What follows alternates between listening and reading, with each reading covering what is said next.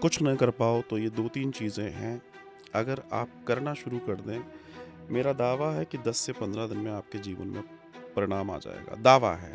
10 minute बैठो, 5 minute बैठो, आप अपने ऑफ़िस में एकांत में तो बैठो, आँखें बंद करके अपने आप से एक बात करो कि मैं एक पवित्र आत्मा हूँ। मैं सबसे कहता हूँ रात को सो तो अच्छे चिंतन करो, अच्छी चीज़ें करो। एक बात हमेशा अपने आप के साथ गुनगुनाओ जो हम लोग अब तो स्कूलों में होता है, नहीं होता, पहले एक बड़ी सुंदर प्रार्थना होती थी।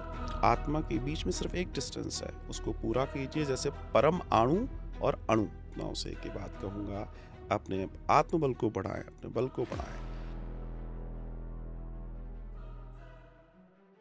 महाराज जी, आपने बहुत सारी चीज़ें बताई कि आत्मा का स्वरूप कैसा होता है, कैसे अपने कर्मा को बैलेंस करना होता है। जाने से पहले चाहूँगी कि एक मैसेज आप हमारे दर्शकों को दें या फिर कुछ ऐसी बातें आप हमारे दर्शकों को बताएँ जो वो अपनी दिनचर्या में शामिल करके अपनी आध्यात्मिक यात्रा में आगे बढ़ सकें। ये प्रश्न उत्तम है और कुछ न कर पाओ तो ये 2-3 चीज़ें हैं, अगर आप करना शुरू कर दें, मेरा दावा है कि 10 से 15 दिन में आपके जीवन में परिणाम आ जाएगा। दावा है। देखिए, हमें एक अच्छी आत्मा बनना है। अपने आप से ये बातें कीजिए कि मैं एक अच्छी आत्मा हूँ। You do practice. 10 मिनट बैठो, 5 मिनट बैठो, आप अपने ऑफ़िस में एकांत में तो बैठो, आँखें बंद करके अपने आप से एक बात करो कि मैं एक पवित्र आत्मा हूँ।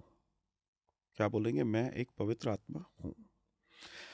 आप देखिएगा 10 से 15 दिन के अंदर आप इतने हल्के हो जाएँगे, इतना आनंद आने लगेगा, क्योंकि जब आप अपना परिचय पवित्र आत्मा के रूप में देंगे, तो आपके कार्य कैसे होंगे? पवित्र होंगे। हमारे यहाँ कहा गया ना कि दूसरों की जय के पहले खुद को जय करें।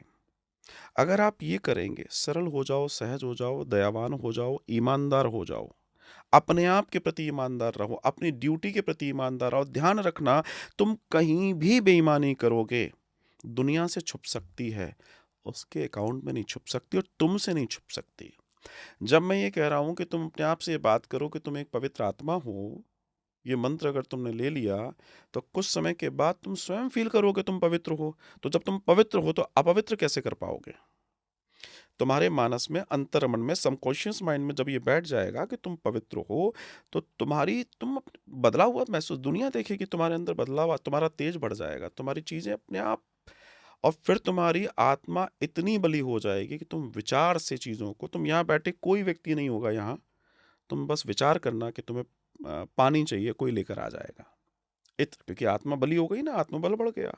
मैं सबसे कहता हूँ रात को सो तो अच्छे चिंतन करो, अच्छी चीज़ें करो। एक बात हमेशा अपने आप के साथ गुनगुनाओ जो हम लोग अब तो स्कूलों में होता है, नहीं होता, पहले एक बड़ी सुंदर प्रार्थना होती थी कि जब भी हम सो रहे हैं, ये न सोचें हमें क्या मिला है, हम ये सोचें किया क्या है अर्पण, फूल खुशियों के बांटे सभी को, सबका जीवन ही बन जाए मधुवन, अपनी करुणा का जल तू बहा कर दे पावन हर एक दिल का कोना, हम चले नेक रास्ते पे, हमसे भूल कर भी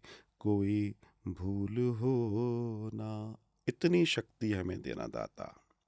ये प्रार्थना मुझे क्यों पसंद है, आप लोग इसको पढ़िएगा, 2 अंतरे हैं, लेकिन इसमें कोई भी मटेरियलिस्टिक चीज़ की डिमांड नहीं है, और जितनी डिमांड है वो दूसरों के परोपकार की है। व्यक्ति के अपने लिए कुछ नहीं माँग रहा, वो जो भी माँग रहा है परोपकार के लिए माँग रहा है, और मेरा ऐसा मानना है ब्रह्मांड से आप कुछ भी माँगेंगे, अपने लिए माँगेंगे शायद देरी से मिलेगा, लेकिन जगत के लिए माँगोगे तुरंत मिलता है, जगत में हम स्वयं आ जाते हैं। तो ये मैं कहना चाहता हूँ कि सब अपने जीवन में अपनी आत्मा को ज़रूर शुद्ध करें, आचरण से, खान-पान से, चीज़ों से, और वो अगर आपकी बलि हो गई, तो फिर आप तो बलवान हो ही, और फिर आपको मोक्ष होने से, मुक्ति से कोई रोक नहीं सकता। परमात्मा अपने आप आपको अपना बना लेगा। जैसे बूंद तब तक बूंद है जब तक वो सागर में नहीं गिरी है। सागर में गिरने के बाद वो सागर हो जाती है, फिर वो बूंद नहीं रह जाती। तो उस परम आत्मा आत्मा के बीच में सिर्फ एक डिस्टेंस है, उसको पूरा कीजिए। जैसे परम अणु और अणु, परमाणु और अणु में बस, जबकि दोनों एक ही हैं, से आत्मा और परमात्मा एक है। तो मैं आप सभी जो परमात्मा से जुड़ी हुई आत्माएं इस कार्यक्रम को देख रही हैं, उन सभी आत्माओं से एक ही बात कहूँगा, अपने आत्मबल को बढ़ाएं, अपने बल को बढ़ाएं, और एक दिन उस परमात्मा में फिर से विलीन होना, जहाँ से आए हैं उस और वापस लौटना है, उसकी तैयारी कीजिए।